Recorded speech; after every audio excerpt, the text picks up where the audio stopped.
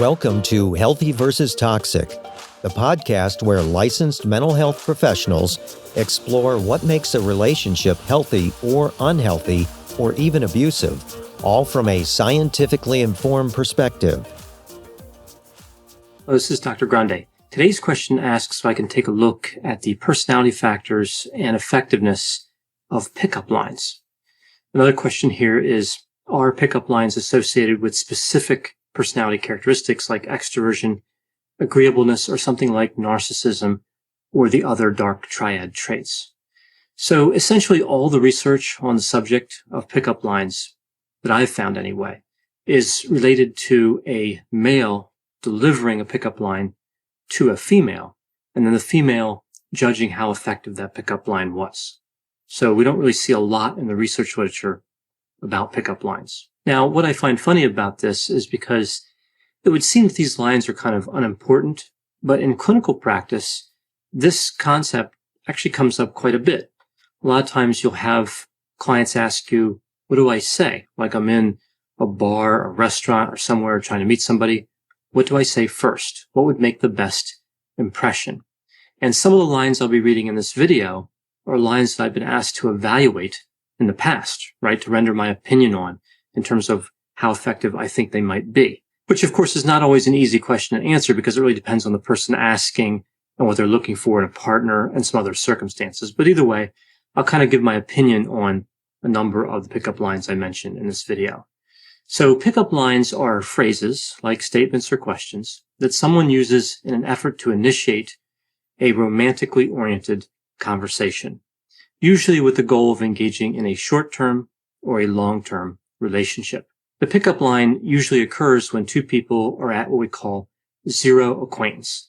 This is when two people have never met one another.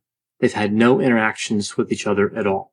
So no face-to-face interactions, but no online interactions or other type of interactions, right? So zero acquaintance equals no acquaintance. Now, the evaluation that occurs during the first few seconds of interaction, I think is kind of important because during this period is when someone is going to make the decision to engage or repel the interested or approaching party.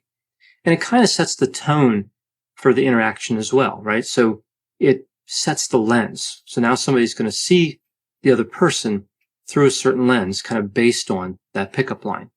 A lens that may give them a chance at building a relationship, and sometimes a lens that will not. Now, because the research literature really focuses on, again, men delivering the pickup lines and women evaluating them, I'm going to use that here in this video. That's going to be the example I use.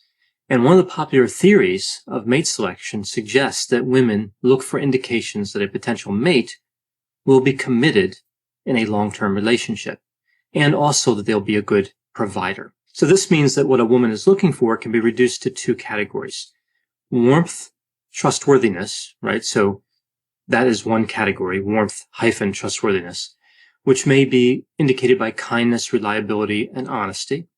And the other category is status resources. So status hyphen resources, indicated by earning potential, wealth, dominance, social status, and intelligence. The research tells us that women seeking long-term relationships tend to put these two categories above many other characteristics such as spontaneity, open-mindedness, creativity, a sense of humor, sociability, attractiveness, and having a romantic philosophy. This is again in long-term relationships, but what about short-term relationships? In these situations, women tend to elevate the importance of attractiveness and place less emphasis on trustworthiness, romantic philosophy, status, and resources. For example, we see a study where women who are open-minded to short-term relationships tend to favor someone who's attractive and untrustworthy over somebody who's average-looking and trustworthy. So the attributes that women rank as most important for finding a potential mate depend on the type of relationship that the woman is looking for. So now looking at some examples of pickup lines. Again, we see the topic has been studied in the research literature, but not a lot. But enough to where there have been certain categories of pickup lines that have been developed, and this has been shown to be the case in a few studies. So this finding was repeated over several studies. We see that pickup lines can be divided into three general types: flippant, direct, and innocuous. So flippant lines indicate that a man has an interest, and it uses humor. These are characterized by a flirtatious and sexual nature. So I'll give a few examples here, and again, with these examples, I'm going to offer kind of my opinion on the idea of whether this is a good or less than good pickup line. I'll put it that way. So the first one would be, the only thing your eyes haven't told me is your name. I don't think this one is too bad relative to some of the others. Next one, you must be tired because you have been running through my mind all day. Again, I don't think that one is really horrible. Next one here, do you have any raisins? No. Then how about a date? I don't like this one because it really has too many parts. And again, the little pun between raisins and date just seems simplistic.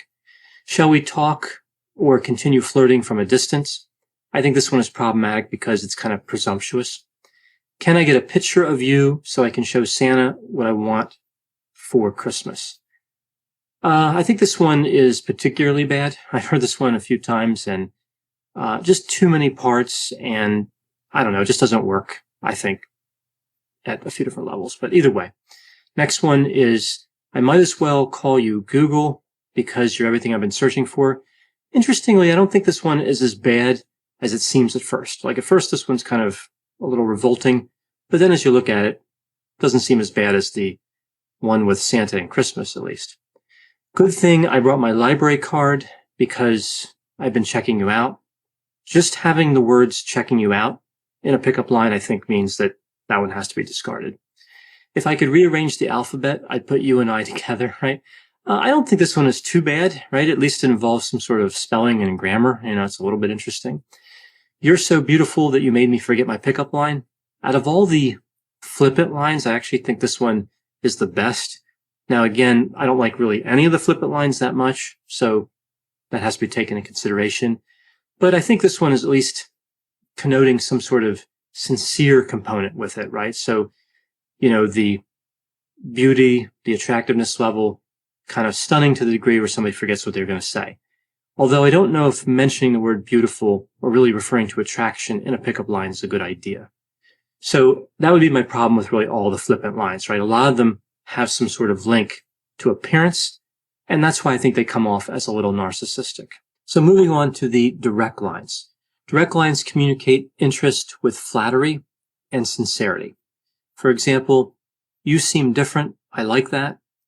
This one I don't think is terrible. It has a confident component, which could work in some situations, but of course not in others. It took a lot of courage for me to approach you, so can I at least ask your name? I actually think this is one of the better direct lines. It has a sincere component to it.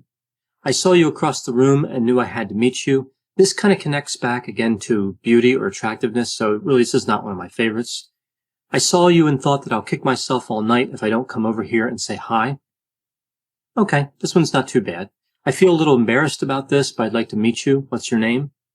I don't think this one is really too bad. I think this is probably one of the better ones of this group. So really what we see here, again, with the direct lines, of course, is a direct approach in trying to get somebody to reveal their name, right? Which, of course, in theory would start a meaningful conversation. Now, the third category involves the innocuous lines, and these are designed to minimize the pain of rejection. So they really don't emphasize a commitment to the strategy of trying to get a date, right? So they're kind of a little weak as a category, in my opinion. So they are questions that hide the interested party's true intent. So some innocuous lines would be, I've seen you before. Do you live around here? All right, that one's not great. What do you think of the band? Okay, I guess that's okay. Do you have the time? Right, this one is really indirect, right? So I'll talk about, like, a little later on what I really think of these innocuous lines. I mean, they're not really my favorite. In general, they come off as a little bit Machiavellianistic, and they have some other problems, but I'll get to that. So in terms of long-term relationships, studies show us that innocuous lines and direct lines are more effective than flippant lines. We see that flippant lines often backfire. They're designed to impress women, but they typically fail to do that. Research shows us that women interpret flippant lines as positive in some ways, indicating that somebody's confident, funny, and more social, but they also point to some negative things as well. They tend to convey selfishness, irresponsibility, and promiscuity. which point to low trust. Women also tend to believe that individuals who use flippant lines demonstrate low intelligence. So innocuous lines are actually preferable to women more so than direct lines, which is a little bit surprising to me given some of the difficulties I have with the innocuous lines. But again, I'll get to that in a few moments. So what about short-term relationships? What happens here in terms of the categories? Well, interestingly, it doesn't matter what category of pickup line is used when pursuing a short-term relationship.